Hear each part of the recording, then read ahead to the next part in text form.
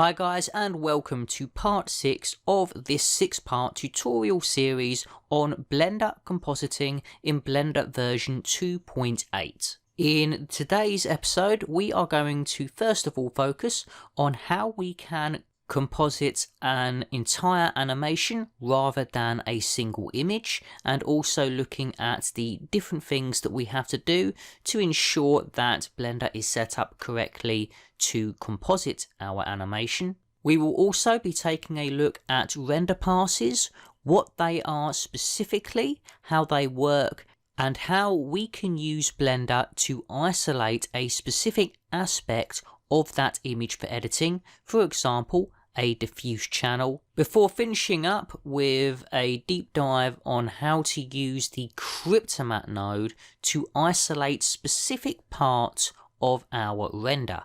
All that and more coming up in part 6 of our tutorial series on Blender compositing.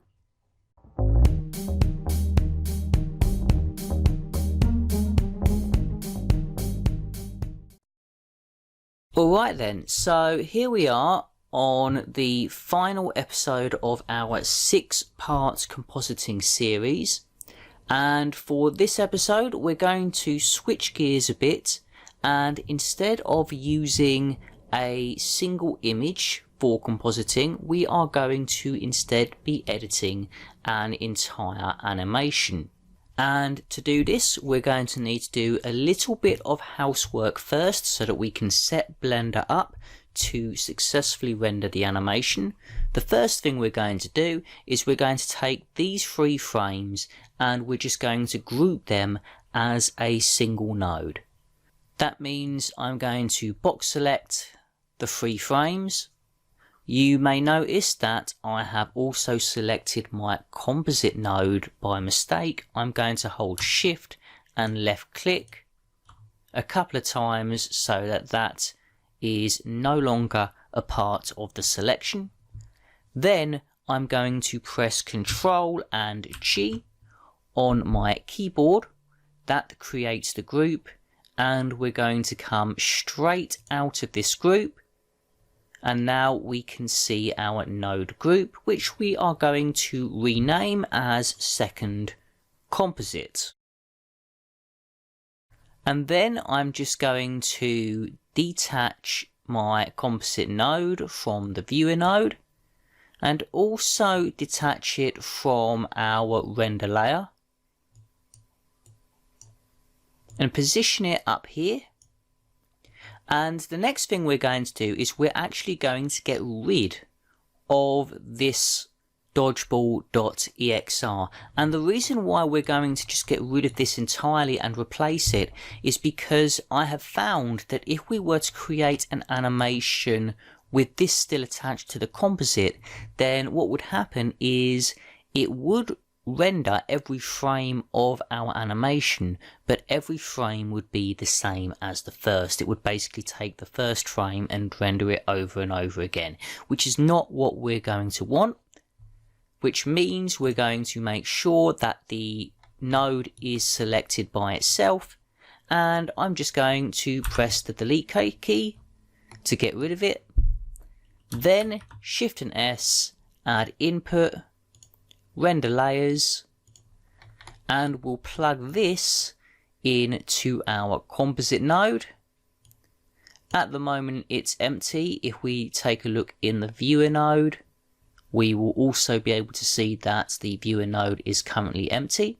But we are not done yet. You will see we have a variety of different render passes. Now we're not going to be using all of these, and I am going to be looking to make 1 or 2 changes before we create our animation.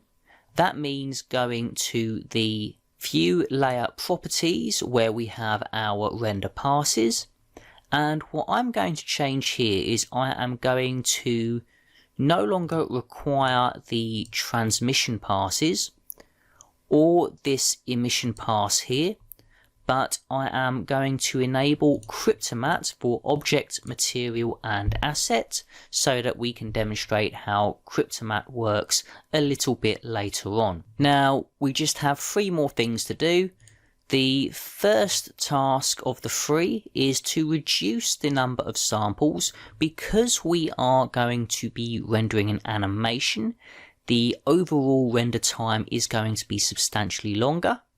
And I am actually going to set this down to 10 samples. Now 10 is an extremely low number. However, it's a great opportunity to demonstrate just how good Blender's denoise node really is, even when working with images that have a really low sample count. Then I'm going to go to the output properties, and I'm going to change the output to something slightly different. At the moment we are using the EXR file, and you can see we already have our initial dodgeball.exr here. I don't want to get rid of that, but I also don't want to mix it up with the images that we are about to create for the animation. So I am going to create a new subfolder and name this EXR Animate. Then left click on EXR Animate a couple of times to open the folder and click Accept. Finally, we're going to change the file format from PNG back to OpenEXR Multilayer. We are not going to be selecting any of the movie formats just yet, because we still want to make sure that we can separate the render passes, which we can do with the EXR Multilayer. And now we should be ready to create our animation. So let's go up to where it says render and render our animation. And we can see it's successfully beginning to render each frame. It will do so one by one, which means it is going to take a while. So I will be back very soon.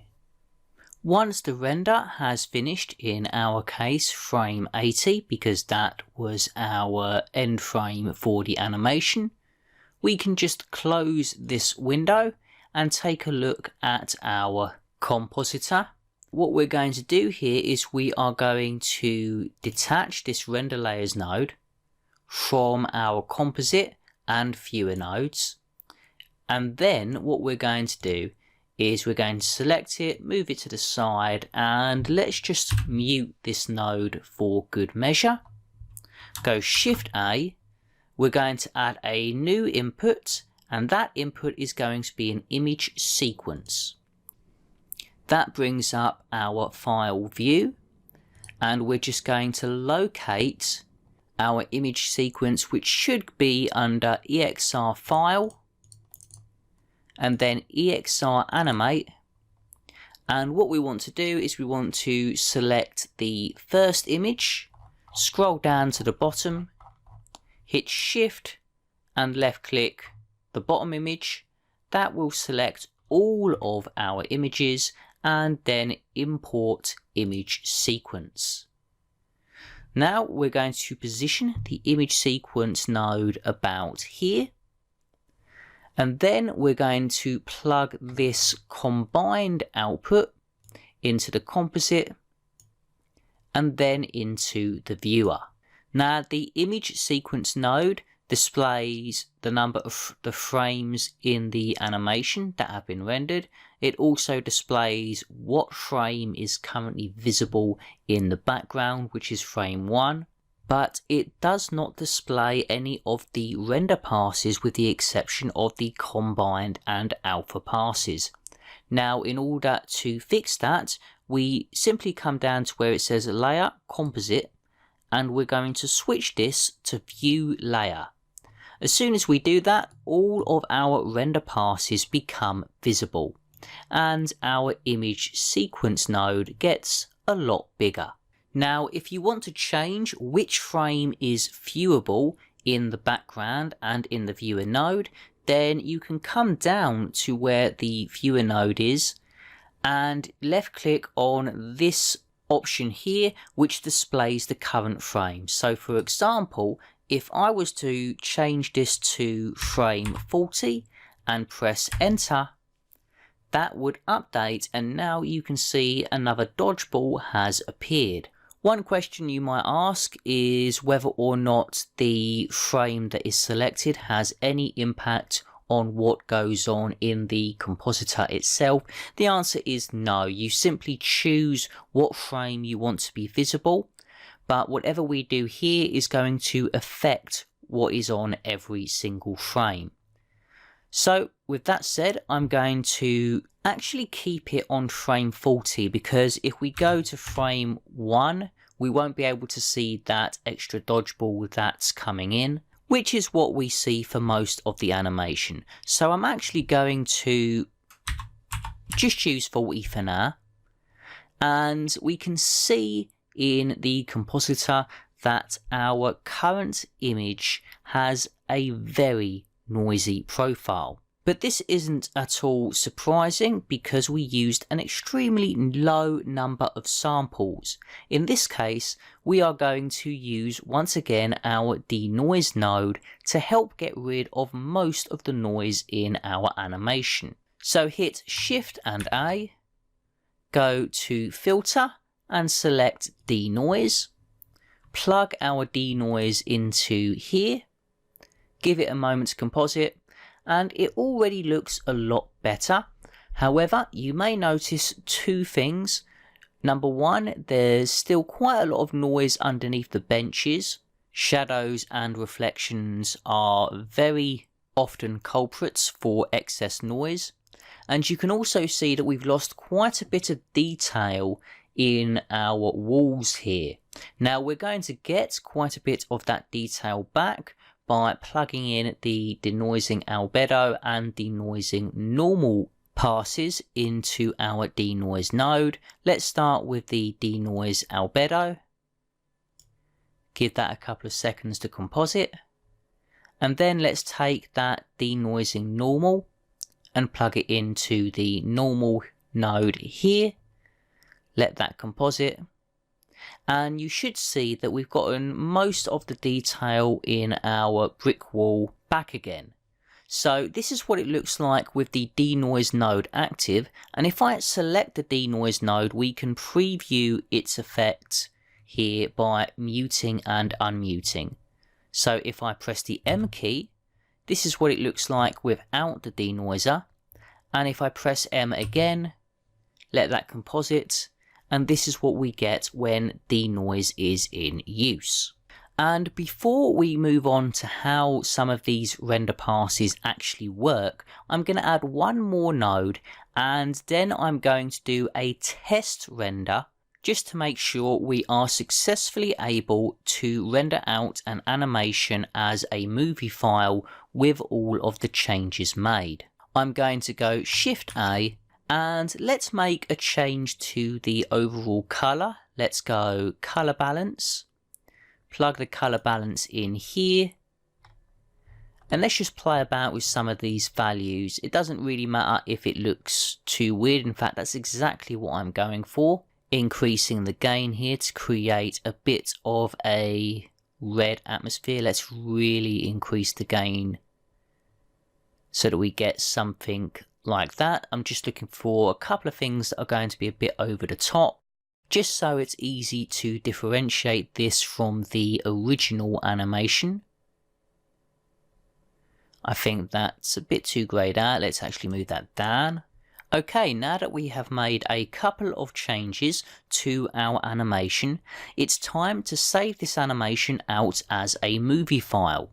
To do that, make sure you select an appropriate output.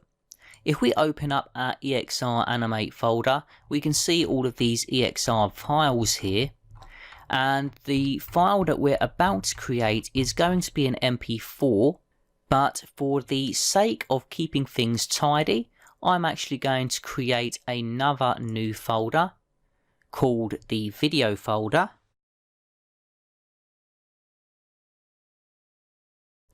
And we're going to use this to store our new animation. Left click a couple of times to open up the video folder and click accept. Make sure that it has become the new file output, and then change the file format from OpenEXR multilayer to MPEG video. Then we're going to click here and we're going to make sure that the preset is set to H264 in MP4. And if we just double check that, yep, we've got it in our MP4 container using video codec H.264. And then lastly, we're going to zoom out here and we're going to plug this output into the image input for the composite node. Just let that composite for a second. And now let's go render and render animation.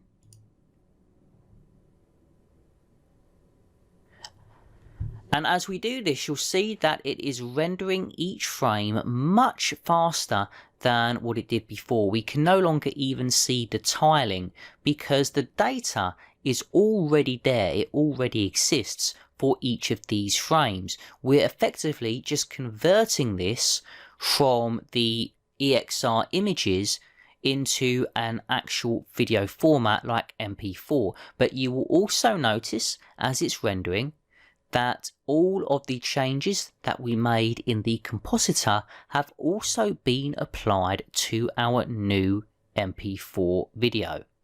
So I'm just going to give that a minute or two to complete all of the frames for our new video. Now Blender has appeared to have completed the conversion of our image sequence into an MP4. What we need to do here is we need to just double check to make sure that everything is in working order. I am going to start by just closing this window and coming to our output folder. And there we can see that we have a new MP4 going from frame 1 to frame 80. But to make absolutely sure that everything is in order, I am going to go into my file browser and open up this movie to see that everything is working right. Here we are, this is our video folder. We can open this up, double left click, and there's our animation after a little bit of compositing. And that sums up the first part of this video, where our focus was mainly on making sure that everything was set up to create an animation. There are quite a few things that can go wrong in this process. For example, if you had any difficulties with the rendering of the animation and converting it to an MP4, normally the most likely reason is because of the render layers node that might be active in your compositor.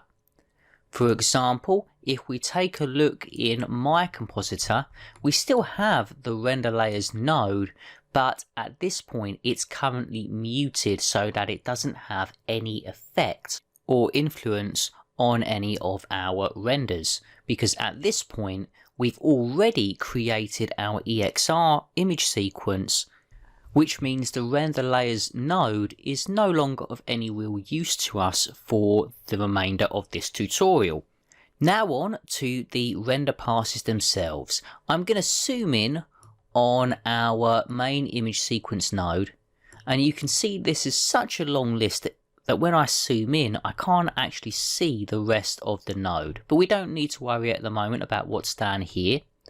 The big question: what exactly are these render passes? Well, there is a lot of information that goes into a single rendered image. And to successfully construct that image, Blender in the background divides that image up into a series of properties, also known as render passes.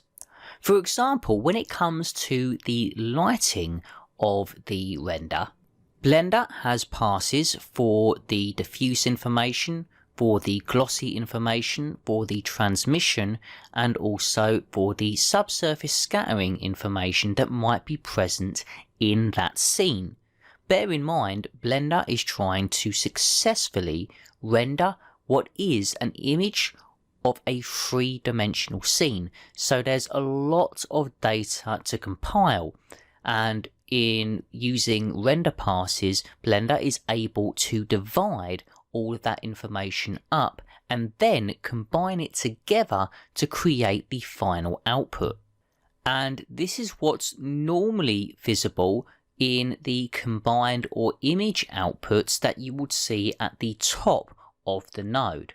In our case here, we have this combined output, which effectively combines many of the different passes directly below it. If we have a look at the render layers node, it's titled as image, but it's effectively the same thing. It's a combination of many of the different render passes below. But that brings the question, what is the point of even enabling these render passes if they are already present here? The reason is one word: control. By enabling these render passes in the View Layers tab, we are able to control them independently from each other. For example, we might want to make changes to the ambient occlusion without it affecting the gloss. And we can do that by organizing and combining some of these render passes together. Now, what you see here is probably the most important aspect of dividing up your render passes. This table here is found in the docs of the Blender manual at blender.org, and when you are looking to recreate the combined result, you should be looking to do so with the help of this table. So at the moment we have up here, we have the diffuse direct and diffuse indirect, and then we have the diffuse color.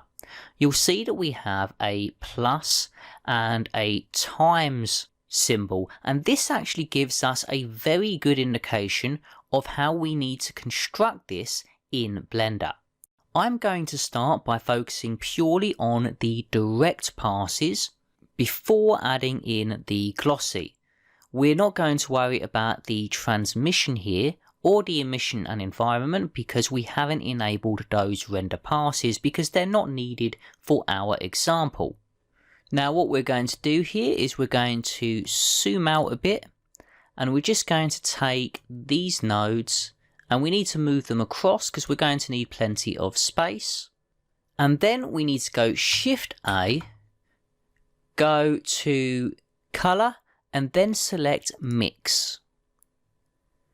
We're going to bring our mix node here. Let's zoom in a bit so we can see more clearly. And we're going to change this from mix to add.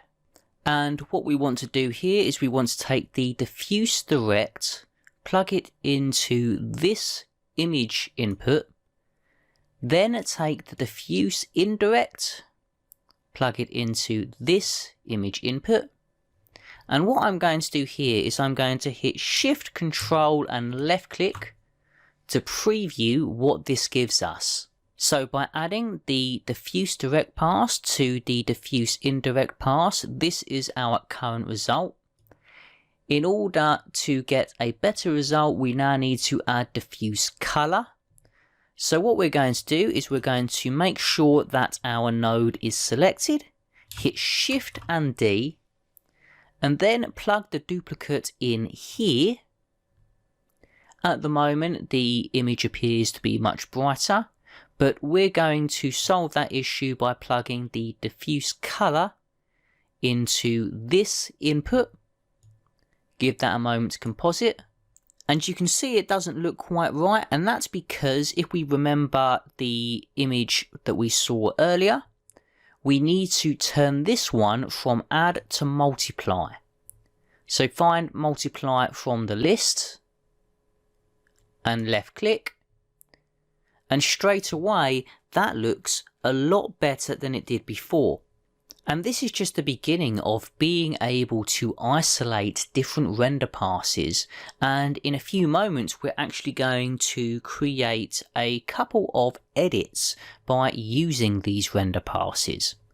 Now what we want to do here is we want to add some gloss to our image.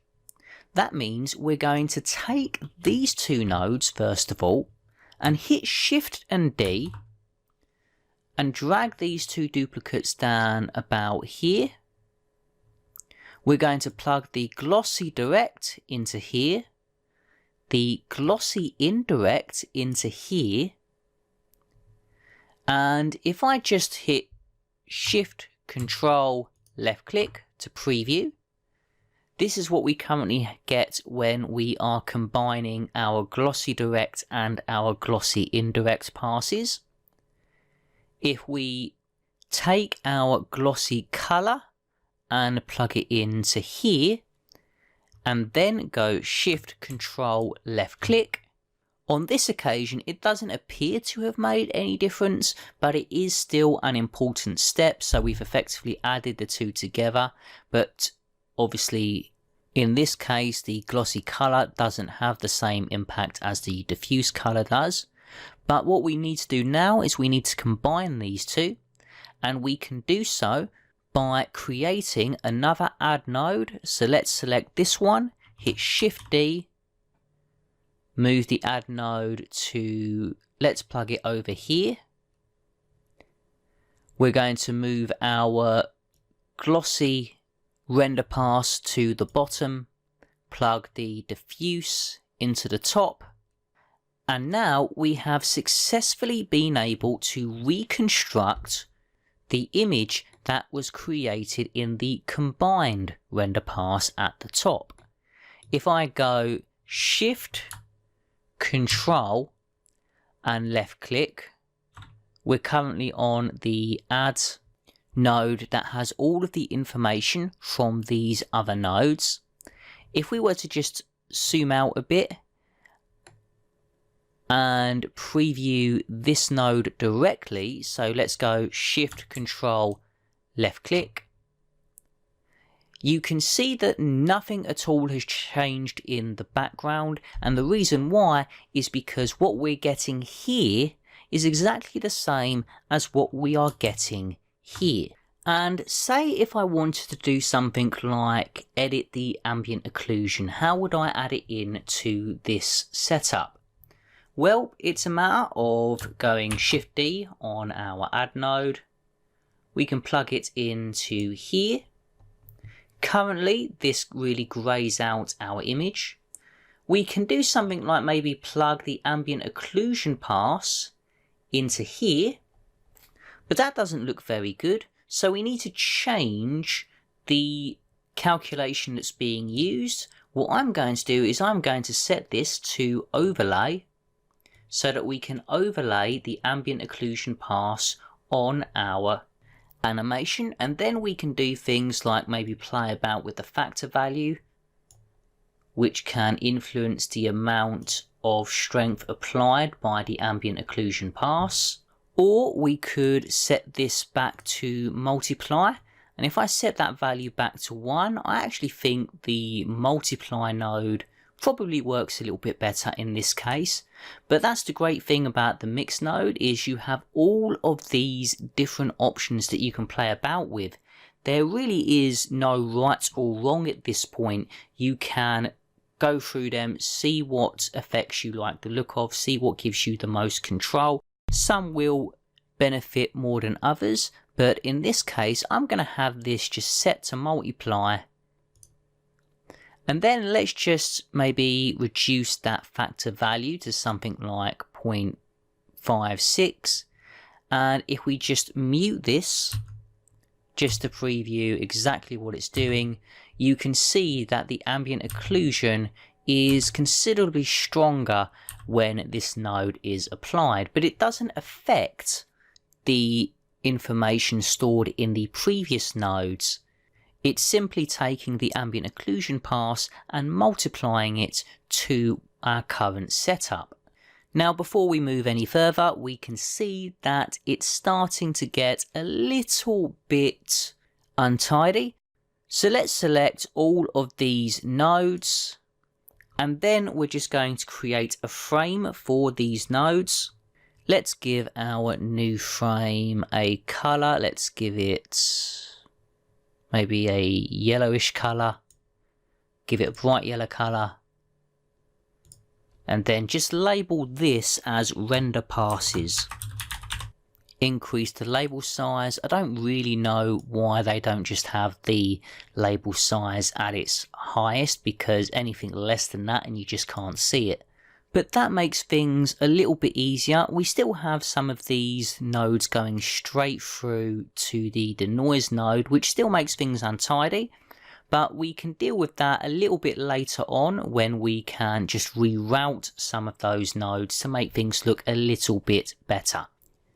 Now, the second example that I'm going to demonstrate here with the render passes is how we can actually do something like isolate the diffuse channels from the glossy channels when we are doing color correction. I'm going to show you how I might do this. So what I'm going to do is I'm just going to take a few of these nodes, going to need to shift select them and just move them across just so I can make a little bit of room.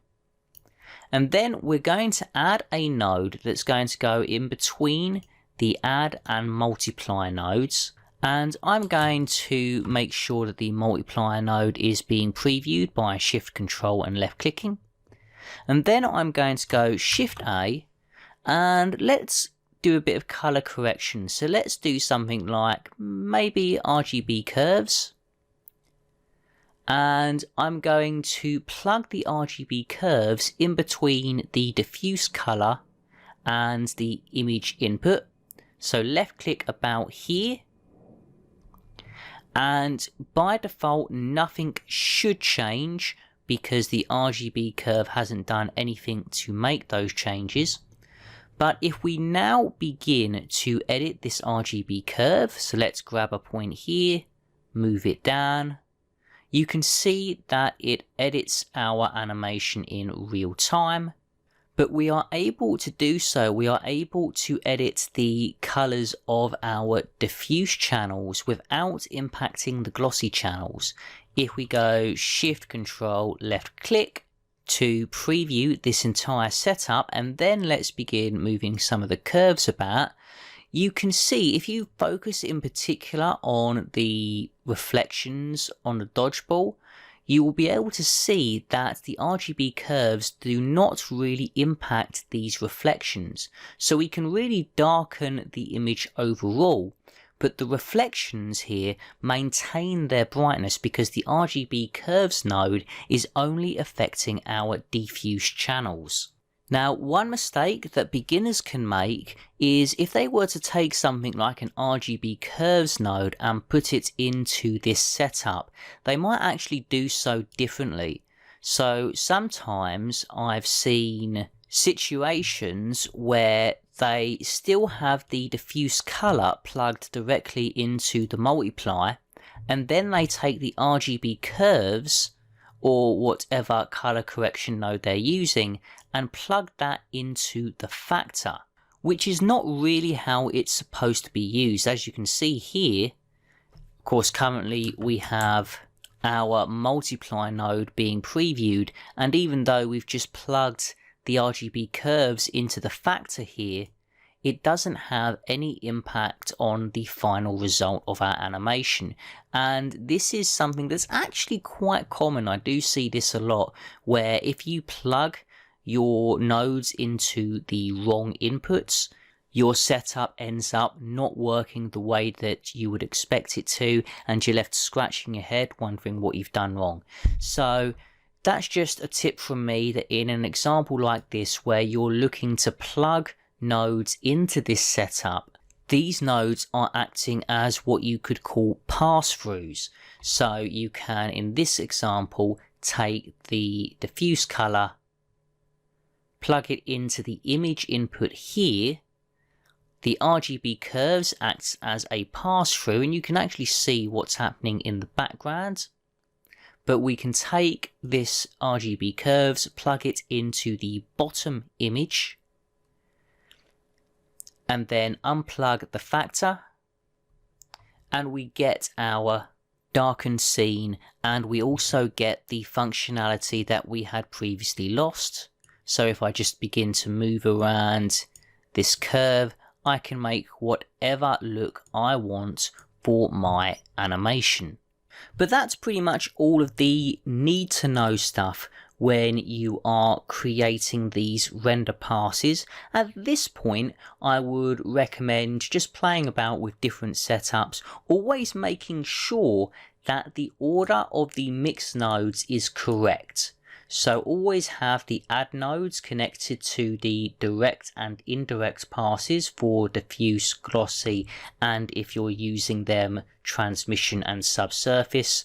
Make sure to plug those into these multiply nodes so that you can combine things like the direct and indirect channels with the color, and then you combine them by using an add node, and after that you're free to be able to add whatever channels you want to your setup, such as the ambient occlusion, as well as being able to add additional nodes so long as you make sure they are added correctly into your setup. But we are not done yet, guys. We still have one more topic that we are going to cover, and that is an introduction in how to use the Cryptomatte passes. Now for this, I'm going to keep things really simple, and I'm just going to detach all of our render passes, and I'm just going to move the frame out of view just so we're able to focus on the Cryptomatte passes because they work a little bit differently. I'm going to hit Shift, Control and left click so that we can preview the main image sequence node, and then let's just take our render passes frame. We still have one or two nodes attached here. Let's move this up here. Now to add the Cryptomatte node, go Shift A, go to the Matte menu and select Cryptomatte.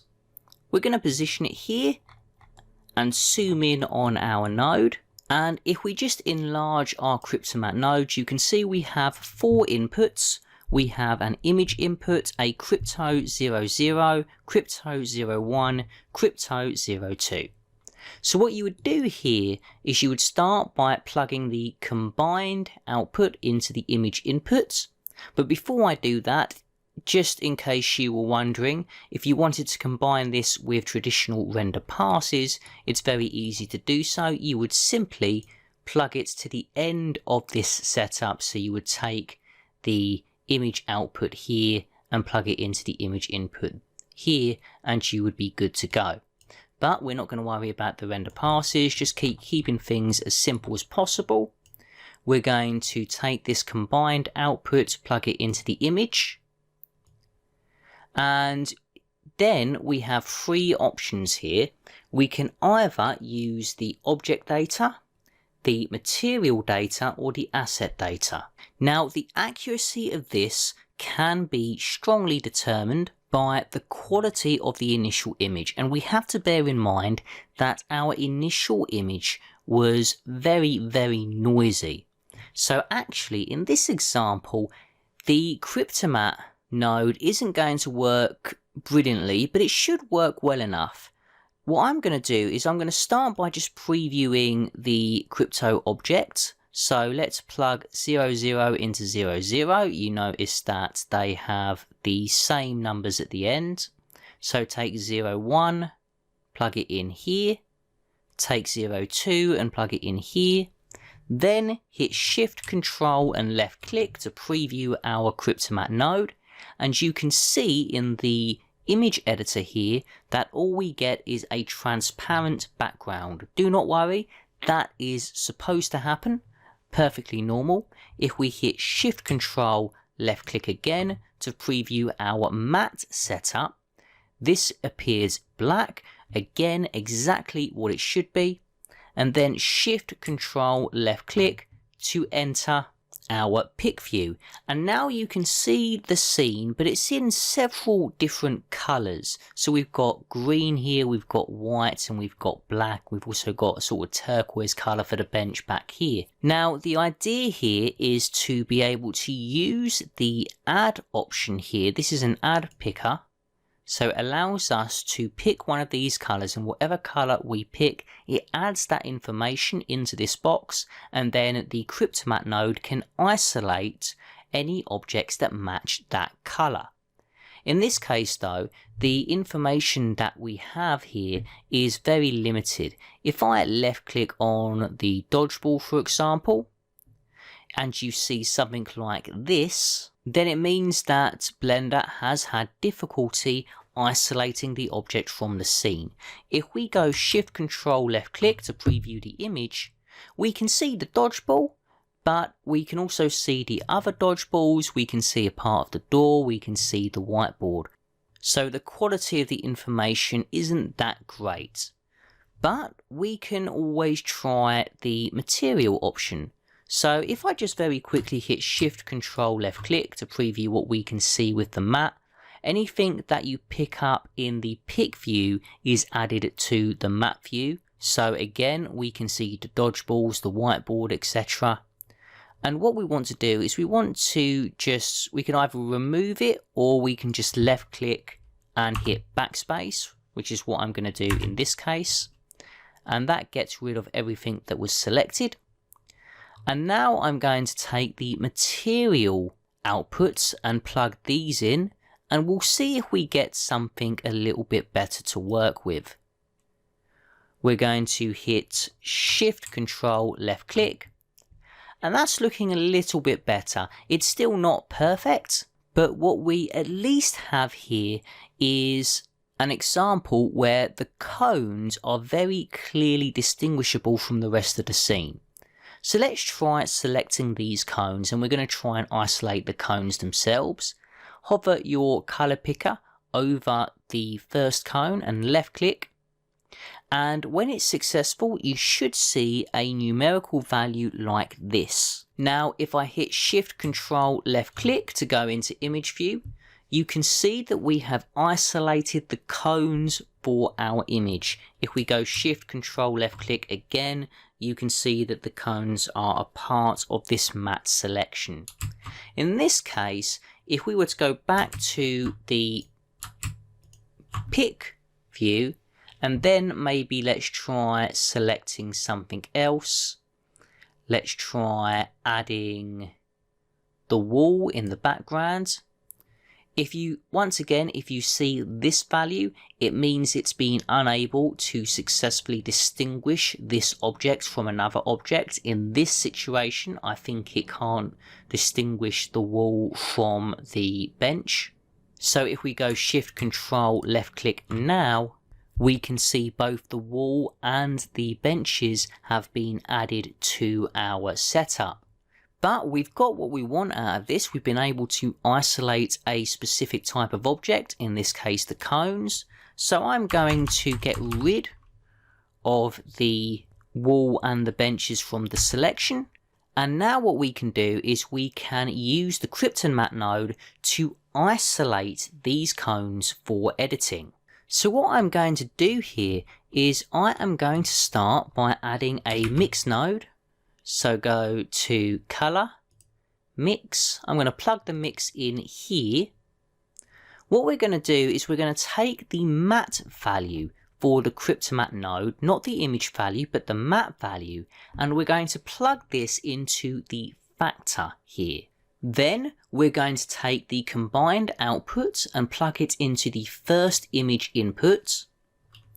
And let's just go Shift Control left click to preview that. And you can already see the Cryptomatte in effect. So now all of the cones have been given a blank white color. If we left click and change this, let's go to a blue color and let that load up. You can see after a couple of seconds of compositing, the color of the cones change, but the rest of the scene remains the same. So now we can go into a bit more detail, get a bit more control, and start adding some additional nodes to the setup. For example, maybe we could go with a color correction node and do some color correction specifically for the cones. Let's take the image output here and plug it into this image input. But we still need to make sure that this color correction node is using the detail from our initial image sequence node. So let's plug the combined output into the image input. Now we get the detail back in our cone and we can begin adjusting some of these values. And as I adjust these values, you will see that we are able to only adjust the values for our cone while keeping the rest of the scene intact. So here I'm going to increase the saturation, maybe decrease that contrast to maybe 1.4, and then if I want to change the color, I can add another node. So let's go Shift A, color. This time let's go maybe the RGB curves node again. We'll plug it in here, and then we'll just use the curves to maybe change the color, maybe change the contrast a bit.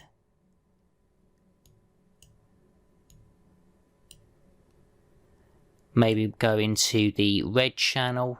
So let's get rid of some of the reds. Maybe let's take away some of the green as well. And even let's try and see if we can add some blue to this. At the moment I'm just playing about, see what we can come up with. But maybe if we're looking to perhaps get maybe some blue cones here, let's actually focus on a node that will give us that result very quickly. Let's go hue saturation value, plug it in here.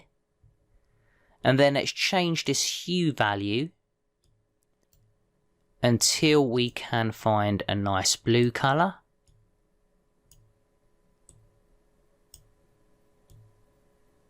Bring that hue up to, let's go about here. And that looks pretty good. So now we have been able to successfully edit a specific part of our image with the help of the Cryptomatte node. The last thing I'm going to do is I'm going to reattach this up to our setup down here. And while I'm at it, I'm actually going to get rid of that RGB curves node. I don't think it's helping our case much in this example. Let's do just a little bit of reorganizing. Let's create a new frame here. So just reorder these, and we're just going to create a Cryptomatte frame by selecting all of these nodes. And then Shift P to create the frame. Let's label the frame as crypto, and then let's give it a white color this time. Increase the label size. Let's move our render passes up here. And then let's attach the image output for our mix node into the image input for the denoise node. And then let's make sure that our color balance here is plugged directly into the viewer. Give that a moment to composite, and there we go. So the last thing that we can do here, the very last thing if you want to, is perhaps create a couple of reroutes. So just as a reminder of how to create a reroute, you can go Shift A, Layout, add a reroute, and let's plug one reroute here. So we'll plug that in here, and then it's just a matter of creating our reroutes so that we can reorganize some of our connections to make things just look a little bit cleaner in our final setup. And once you've done all that and you are happy with your setup, don't forget to save all the hard work that you have done up to this point. And then all that's left is to create the final render of your finished animation. So this time I'm going to go back to the file output, and I'm just going to create another separate file for our finished video because I just want to keep things really neat and tidy. Create a new folder.